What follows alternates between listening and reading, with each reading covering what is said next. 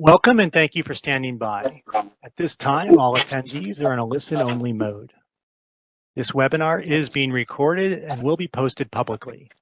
If you have any objections, you may disconnect at this time. Now, I'd like to turn the webinar over to Vicki Mack. Vicki, you may begin. Hello, everyone. My name is Vicki Mack, and I work in the American Community Survey Office.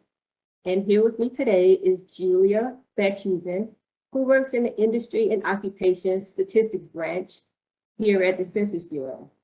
Today's webinar is being recorded, and the recording will be posted after the webinar on our site and on YouTube, along with the transcript. Please submit your questions in the Q&A section. Our team members are on standby to answer your questions. I want to thank you for attending today's webinar on Getting Started with the American Community Surveys Equal Employment Opportunity Tables, or EEO tables for short. Hopefully, we can enlighten you and further your understanding of these important tables.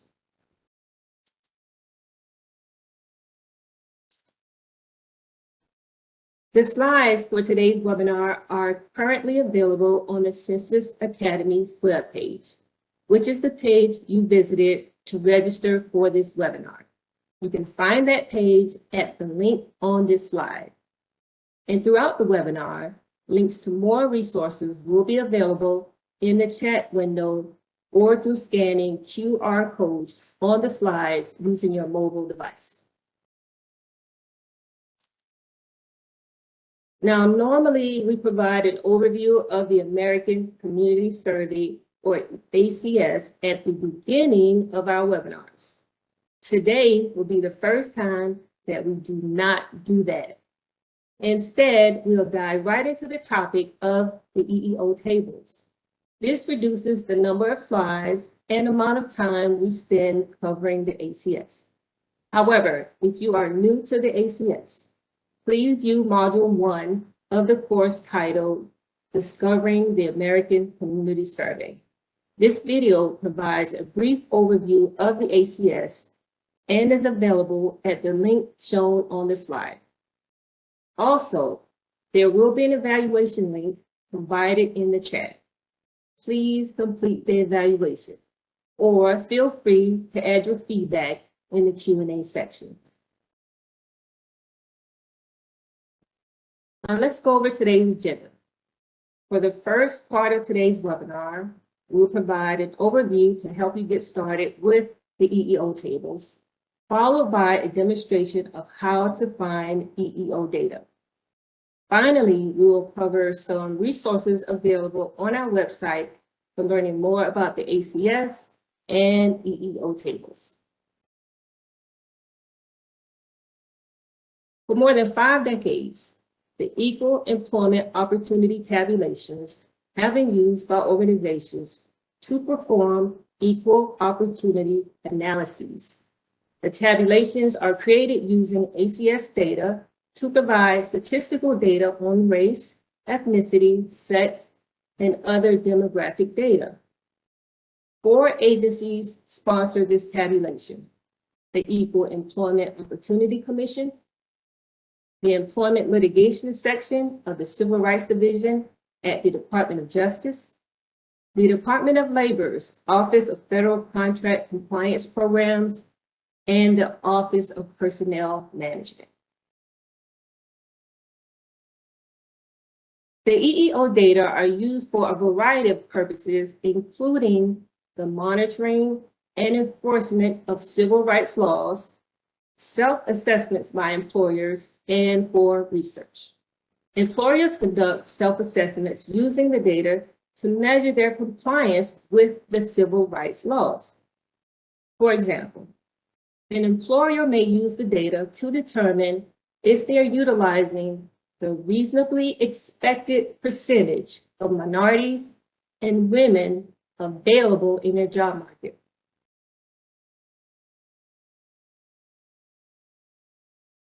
A variety of anti-discrimination laws and workplace regulations are designed to protect the rights of individuals. So the EEO tables are used to measure compliance with these laws and regulations. These laws include the Civil Rights Act of 1964, Equal Pay Act of 1963, Age Discrimination in Employment Act of 1967, Americans with Disabilities Act, and Sections 501 and 505 of the Rehabilitation Act of 1973.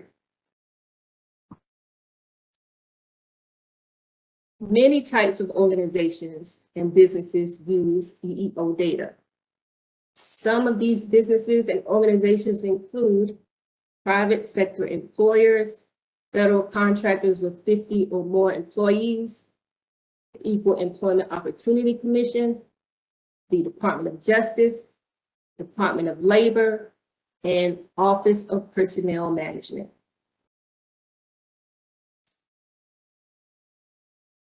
The EEO tables are published approximately once every 10 years with non-overlapping ACS 5-year data. The most recent EEO tabulation was developed from the 2014 to 2018 5-year ACS data. Sponsoring agencies will start planning for their next tabulation later this year.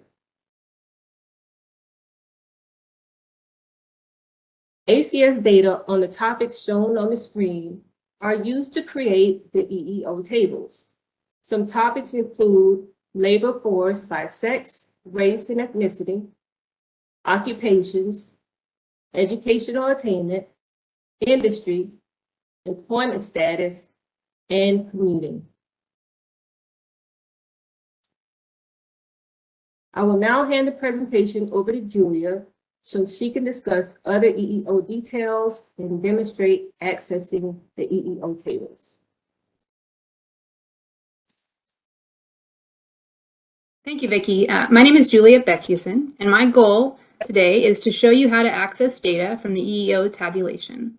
Before I start the demonstration, I did want to mention a few key points about the tabulation. The EEO tabulation includes data on a variety of topics for many geography types, small and large. It can help us answer questions about detailed occupation, like what percentage of cashiers in Austin, Texas are non-Hispanic Asian alone? Diversity, what is the demographic composition of elementary and middle school teachers in the Denver, Aurora, Lakewood, Colorado metro area? Age, what percentage of registered nurses in Atlanta are 40 to 44 years old? Education, how many workers in Suffolk County, Massachusetts are 35 to 39-year-old high school graduates? Or industry, how many mechanical engineers in the manufacturing industry in Michigan are non-Hispanic Black? Next slide. Every table set in the EEO tabulation includes data on 7 race and ethnicity groups.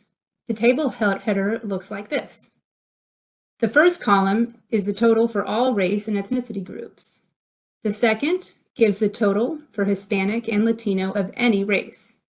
The remaining group of columns show data for non-Hispanic or Latino race groups, such as white alone, Black or African American alone, American Indian and Alaska Native alone, Asian alone, and Native Hawaiian and other Pacific Islander alone.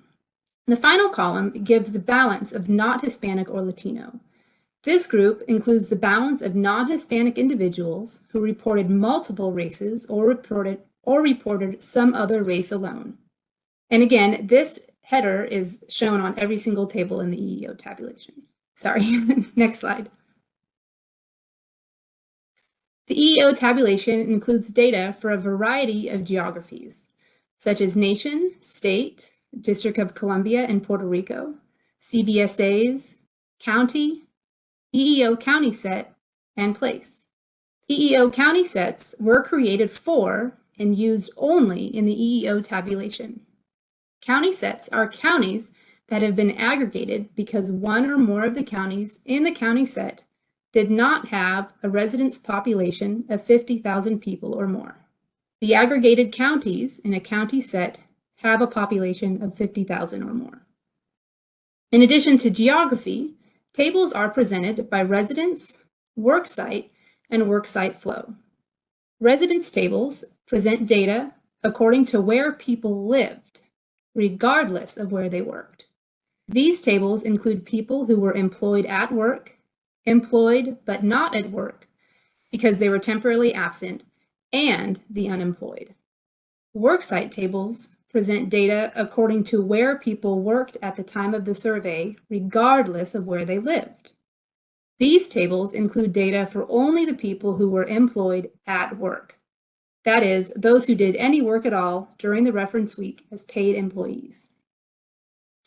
So just to clarify, residence tables include the unemployed and the employed, and worksite tables only include the employed.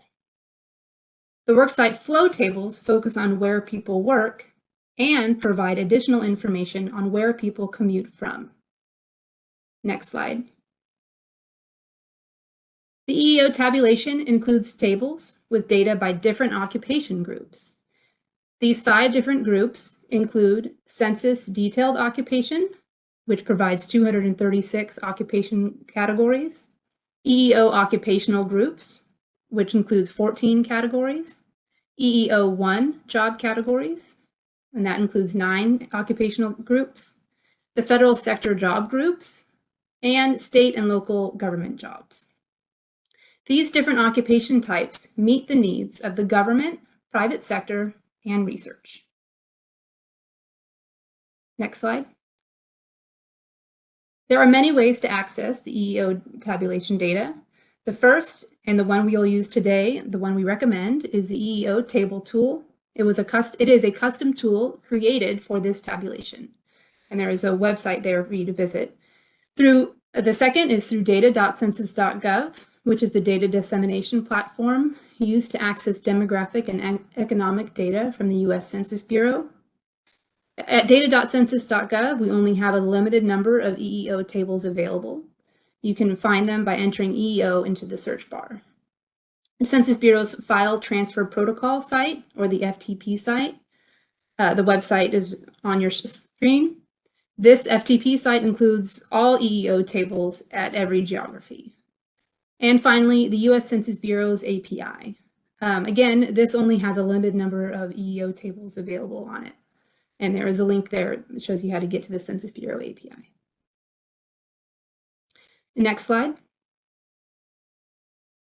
All right, before we look at the EEO table tool, I want to take a moment to explain the table ID scheme to make it easier to navigate the available tables. The EEO tabulation includes 12 table sets. Each table set includes at least one table. A table set may include a residence table and a worksite table. Certain tables will include data for both citizens and non-citizens, while others contain data for citizens only. The table ID provides information on what type of table you're looking at. For example, table set 1 includes the table EEO all 01R, which is the detailed census occupation by sex and race and ethnicity for residence geography. So in order to read this table ID, we look EEO all 01R. EEO just indicates that it is an equal employment opportunity table. Then next you'll have three letters, either all or CIT. If it says all, as in our example, it indicates that this table includes data for both citizens and non-citizens. If it is CIT, it indicates that this table only includes data for citizens. The next 2 digits are the table number, so 01 through 12. And finally, in our example, we have R, which indicates that this is a residence geography table. You may also see a W for worksite or worksite flow. All right, now I'm going to do the EEO table tool demonstration.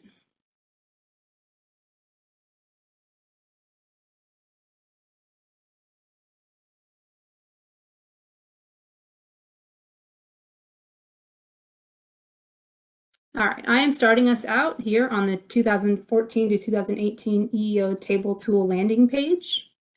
I am using Microsoft Edge. However, other supported browsers are Firefox, Chrome, and Microsoft Edge. All right, so right away, we see a table selection tool, starting with step 1. And as default, all of the tables are shown within each table set. So you have a main bolded header of the table set description, and underneath you have all included tables within that table set. If you want to view the table sets more clearly just by themselves, you can click Hide All, and that will hide all of the individual table descriptions. If we scroll down to the bottom of the page, we will find additional information such as user notes, errata notes, information on available geographies, information on the occupations included in the EEO tabulation, and links to get more detailed information as well. And finally, a link to the EEO tabulation guidance website, which has tons of detailed information on the EEO tabulation, as well as a link to the EEO tabulation FAQ page. This is where we have housed all of the frequently asked questions and their answers to better assist data users. When they end up having a question and they don't want to contact us directly, they can simply go to this website and try to see if the answer to their question has already been answered. All right, so let's demonstrate how this tool works. This is a great, simple tool. The first step I'm going to do is I'm going to answer the question that I proposed in one of my previous slides. So what percentage of cashiers in Austin, Texas are non-Hispanic Asian alone? All right, so in order to answer this question, we would use either table set 1 or 2. Since this question involves detailed occupation, such as cashiers, and it is just looking for a simple count by sex and by race and ethnicity.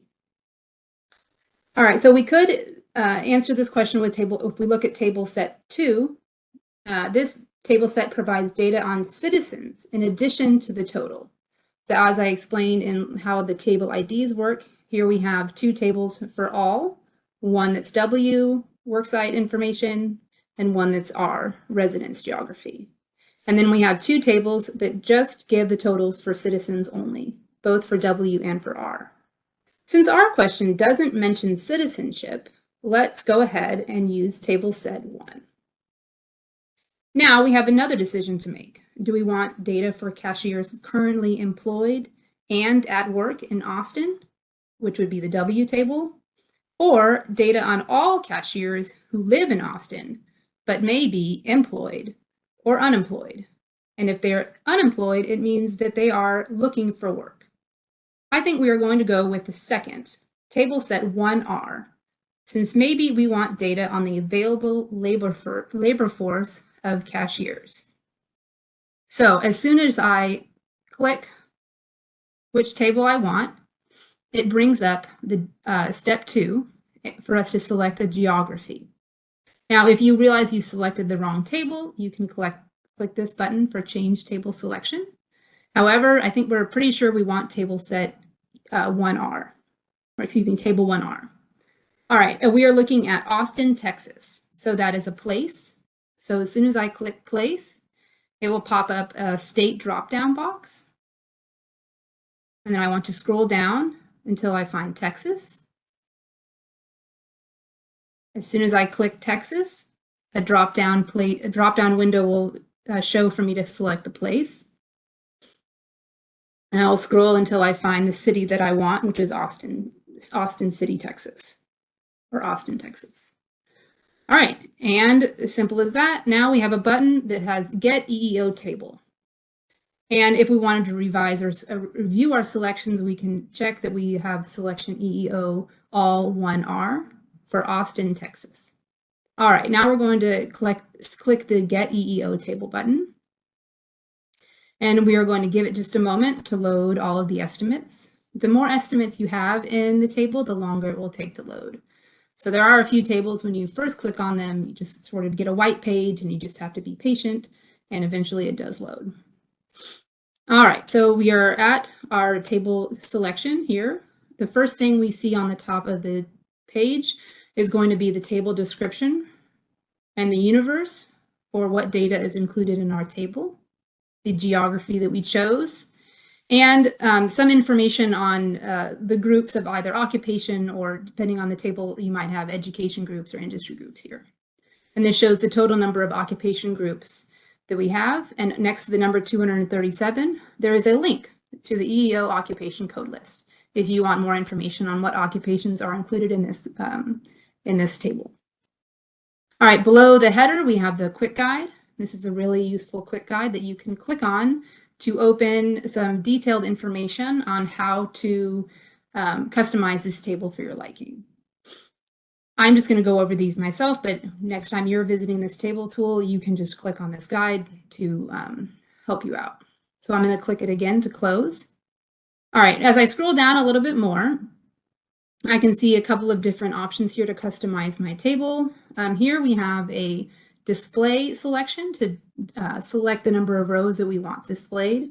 With table sets 1 and 2, its default is 6 rows. So that just gives you the total of all occupations. And so since it's only displaying 6 rows, we have 238 pages that we can view. And so as default, it just gives you 1 page per occupation. And if you wanted to change that, you could simply change the number of display rows. Sorry. All right, so in our table, you can see we have this same header that I explained in the slide. We have the counts and the percentages by sex for total all occupations. Now, our question is about cashiers. So there are 2 ways that we can find information on cashiers. The first is with the quick search button. And if you just click your mouse in here and just start typing in cashiers, it just automatically changes the table to whatever occupation descriptions include this combination of letters. So as I keep typing cashiers, it will just keep showing cashiers. Now, this gives us the total for cashiers. It also shows the SOC code, or the standard occupational code for cashiers, as well as the census occupation code. All right, and if you look down here, you can see there's actually 2 pages of data. So we can see why if we select 2. Because we did a quick search for cashiers, we see that the other occupation it brought up was retail sales workers, except cashiers. Now, this was just because we asked for anything with the word cashiers in it. All right, so if we want to be a little bit more specific, we can use the detailed occupation search button here. And it works similar to the quick search where we, well, I guess you can also scroll down to search for the occupation that you want. But since we already know we want cashiers, we can just start typing in cashiers and select the occupation that we want. And if we did still want both, we could simply hold the Shift key down and select more than one. But we only want cashiers, so I'll just select cashiers. And there is no X to exit out of the selection window. You simply click anywhere outside of the box. All right, and then that just gives us the total and percents for cashiers.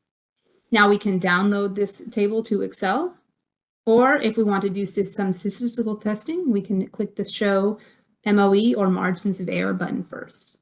And that pops up all of the margins of errors for all of the estimates in the tables. You can simply select Hide MOE to make it look a little cleaner.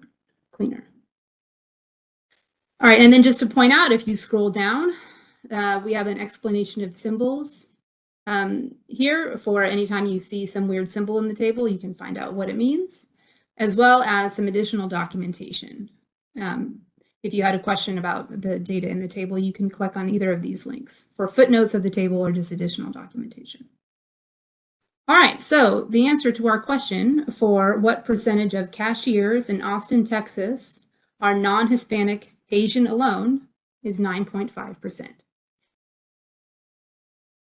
So that's the Asian alone category under not Hispanic or Latino. All right, so we have our answer to that question. We can say select new table up here at the top. And just to point out, whenever I click on buttons like that, it simply opens a new tab in my browser.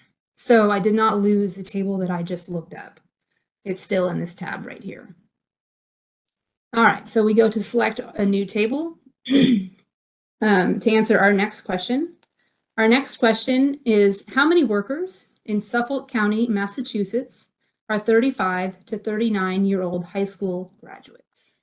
All right, so it looks like we have age and high school graduates, so that's going to be education. So I'm going to hide all again so that I can just read the table set descriptions until I see something about age and educational attainment. So this here looks promising. I can click on it and I can see that it is EEO table set 7. All right, and again, I have 4 different tables here in table set 7, based on whether or not you would like data for all citizens and non-citizens or citizens alone, and whether or not you want data for the worksite geography or for the residence geography. All right, so we will go ahead and, since my question is how many workers, we'll go ahead and check the W. And our question does not mention anything about citizenship, so we will just select EEO all 7W. All right, so as soon as we select that button, our geography selection is going to show up, and we want Suffolk County, Massachusetts. So that is a county. So we select county, and then the state dropdown will show up, and we will scroll until we see Massachusetts, and then the county that we want. All right, and then we can double check our selections. Suffolk County, Massachusetts for table EEO all 7W. All right, get EEO table. All right, so this table looks very similar to the last one, where we have the table header that gives us the description of the table we're looking at, the universe, and the geography. We have our quick guide if we need it. And as we scroll down, we can see that the display is defaulted to all rows. So as we scroll down, we will notice that all of the different education groups and age groups are going to be shown one by one. All right, so since we know we want a particular age group and education group, we can either use the quick search or the more detailed search to select what we are looking for. So I think the easiest way here is going to be to select the detailed. And this sort of gives us an overview of all of the different categories that are here. All right, so if I had continued typing high school graduate, it would have eventually brought up all of these different categories. All right, but I already know that I want high school graduate for a certain age group, 30 to 34. So I'll select that. And again, I could hold down my shift key and select multiple different categories, but I know I only want this one. All right, so I'm going to then click out of my selection box. And this will give me the data for the group that I want. So high school graduate, 30 to 35 years old. All right, and so I'm looking for how many workers in Suffolk County, Massachusetts. So total workers, so we're not looking at a race or ethnicity group. So I can just look at total all group and find my count of 10,490. And as with the previous table, if I scroll down, I find an explanation of symbols and some additional documentation.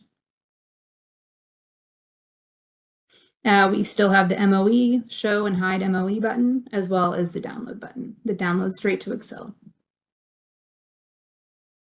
And also, just because I am making these selections doesn't mean that you have to. You can also just download the entire table.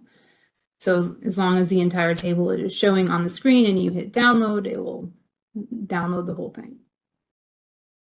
All right, so third example.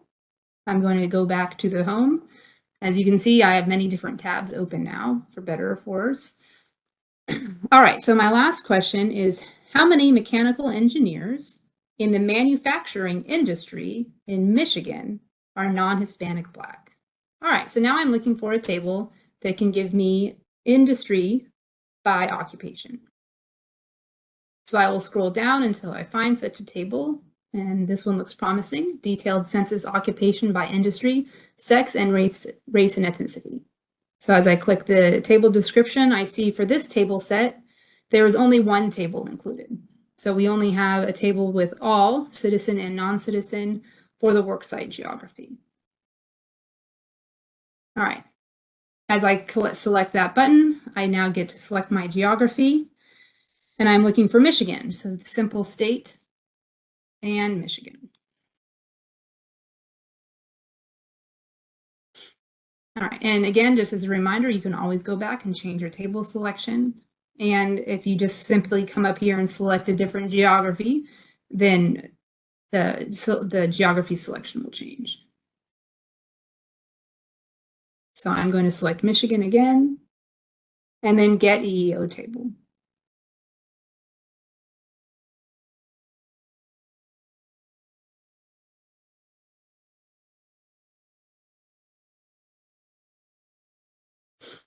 And as you can see, that did take an extra moment to load, but it eventually got here.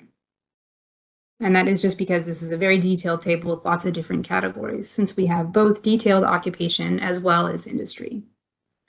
All right, so at the top of the table, we have, again, the header that gives us the table set ID, as well as the description, our universe, and our geography that we chose.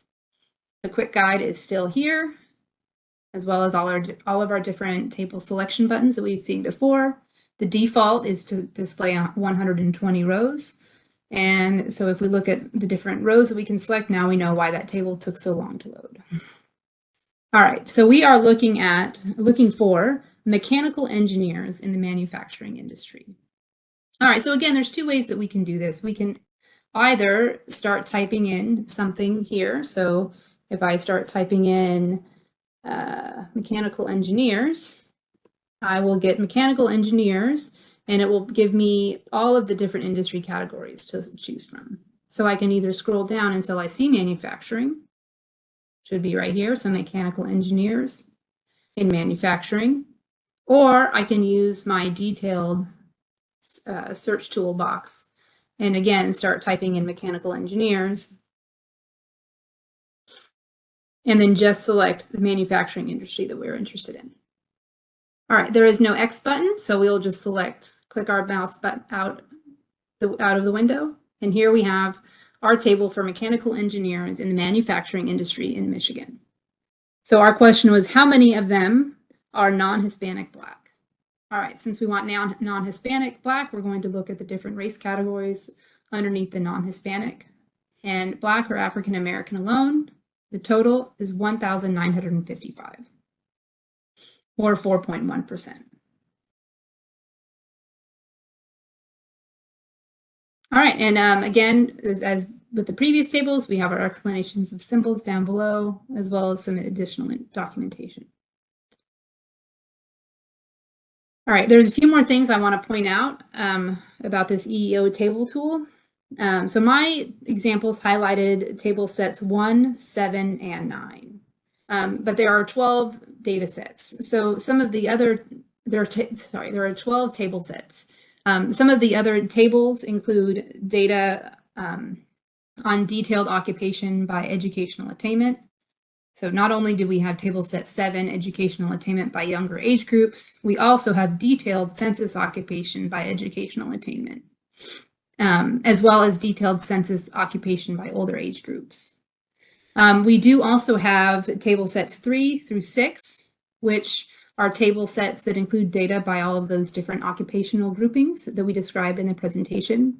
So EEO occupational groups, EEO1 job categories, federal sector job groups, and state and local job groups.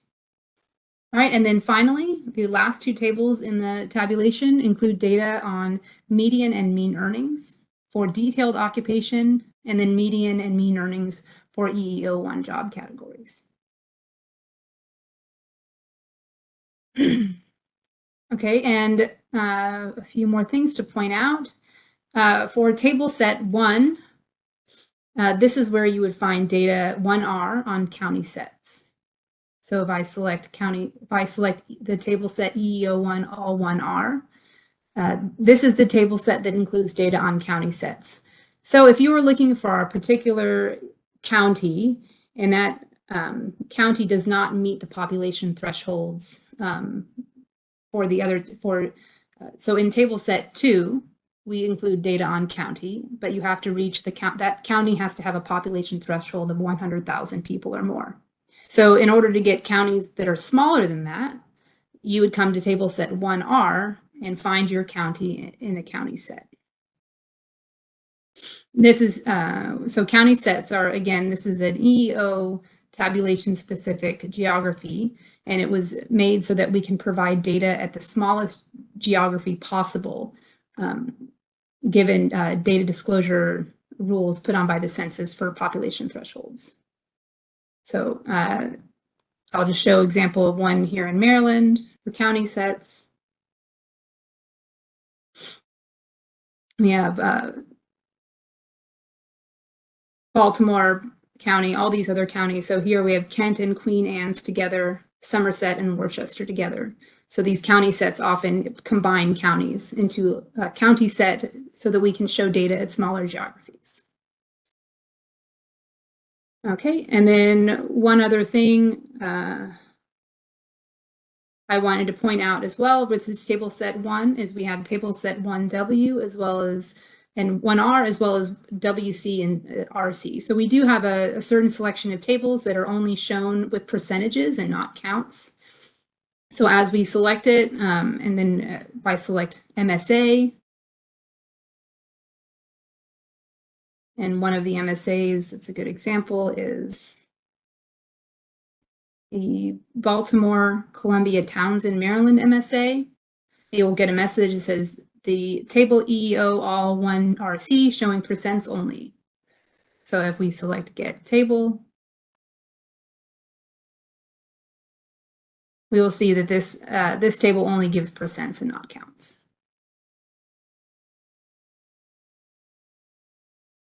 Okay. So finally, I just wanted to give one last reminder that down here at the bottom of the table tool, we have a lot of useful information, user notes, errata notes, information on where is my geography. So if you're looking for a particular place or MSA and you can't find it, you can look at this documentation here to see why it may not be included. Occupation information, and again, direct links to the EEO tabulation website as well as the FAQ page. Okay, Vicki, I will hand the presentation back to you. Sorry, Vicki, I think your line is ready to unmute now. Thank you. Can you hear me now? Can you see my screen? Oh, just give me a thumbs up. Good? Yeah.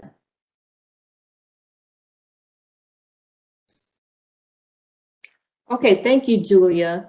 I'll go over some resources you may find helpful for learning more. Julia already mentioned these, but I'll cover these again. If you need more information to understand how to use the EEO tables, you can visit the Guidance for Data Users page shown at the link on the slide. Also, you can visit the FAQ page at the link on the slide for answers to common questions like, when are the data released?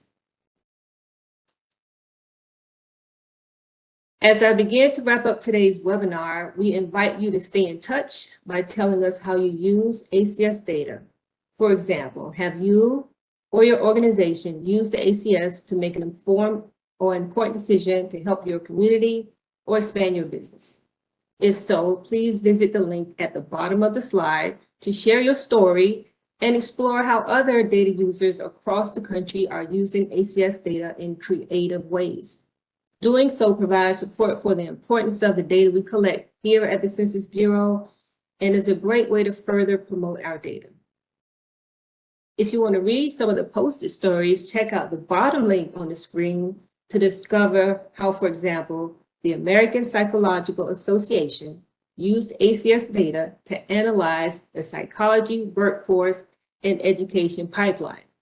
They used their analyses to advocate for increased funding for psychology workforce programs through approximately 250 meetings on Capitol Hill. This effort ultimately secured a $3 million increase for psychology education and training to build a more robust and diverse workforce.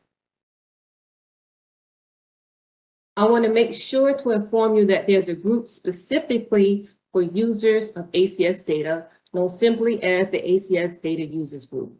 The purpose of the ACS Data Users Group is to improve understanding of the value and utility of ACS data, as well as promote information sharing among data users about key ACS data issues and applications. The ACS Data Users Group includes a users group website, an online community of over 4,000 members. The website contains information such as previous conference presentations and archived webinars. This online community is a site where members can share messages, materials, and announcements related to ACS. And Census Bureau staff are also members and share program updates here. We also host ACS Data Users Conferences typically every 2 years in order to provide an opportunity for ACS data users and Census Bureau staff to showcase their work and exchange information about their experiences using ACS data. The next conference will be this May of this year. These conferences are open to the public and information is posted in advance on the Data Users Group website.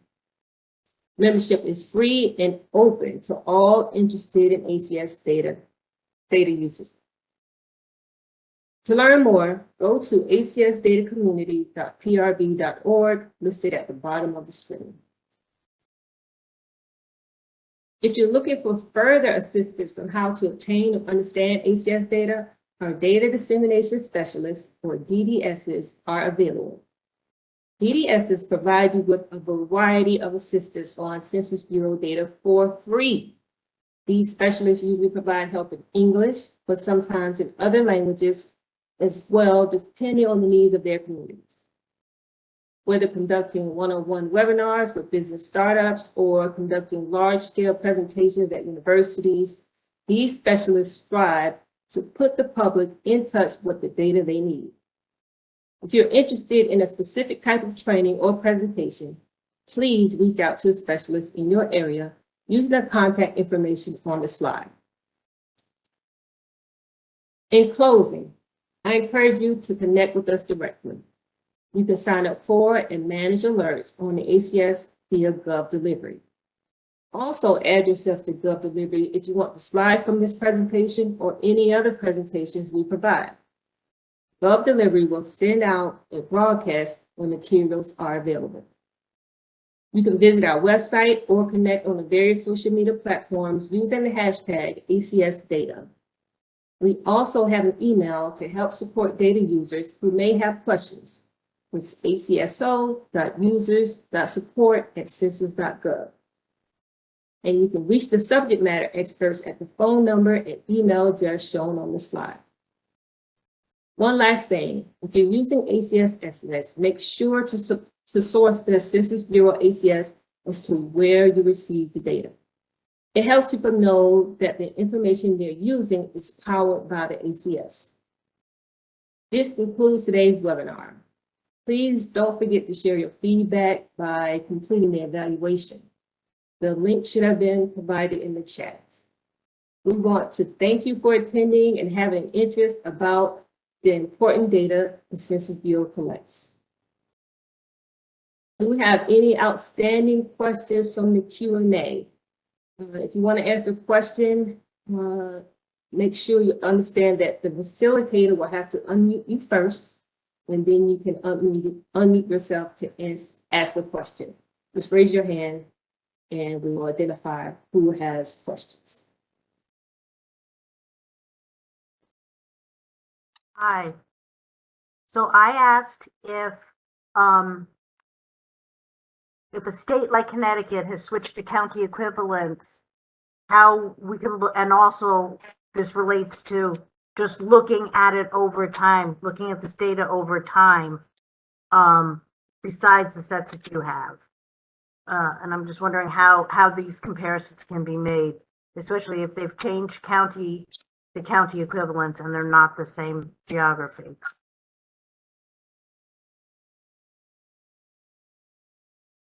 All right, thank you for the question. I think Anna tried to answer your question in the chat. She said the changes to the Connecticut county equivalents does not apply to this tab. So I believe that, and we don't make this tab, the tab, every time we release data on the tab, it goes with whatever is currently, whatever the current geography is.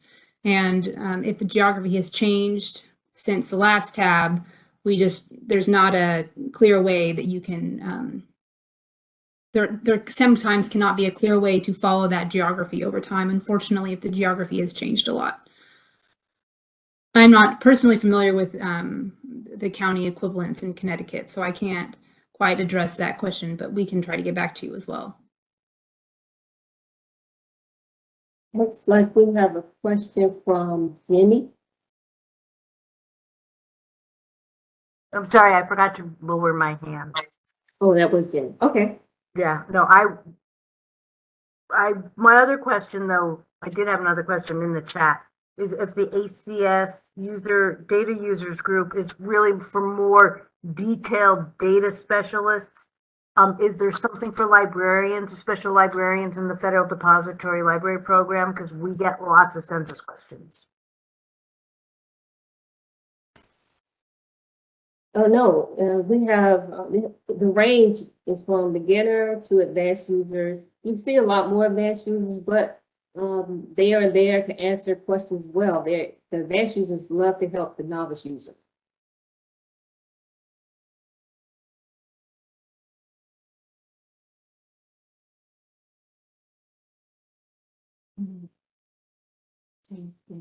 Are there any more questions?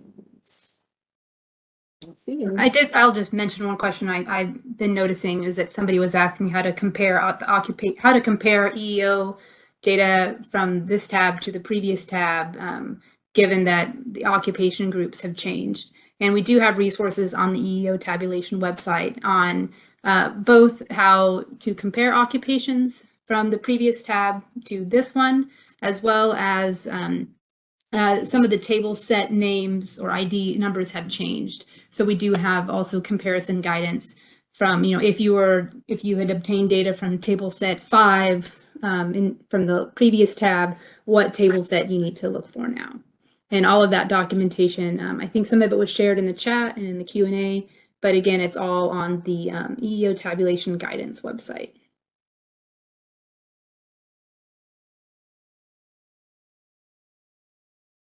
Okay, I don't see any more questions. Anybody have anything else? Any more questions?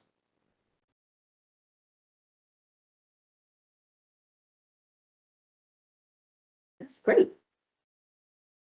Very good. I think we're ready. And our we do have contact information on the last slide.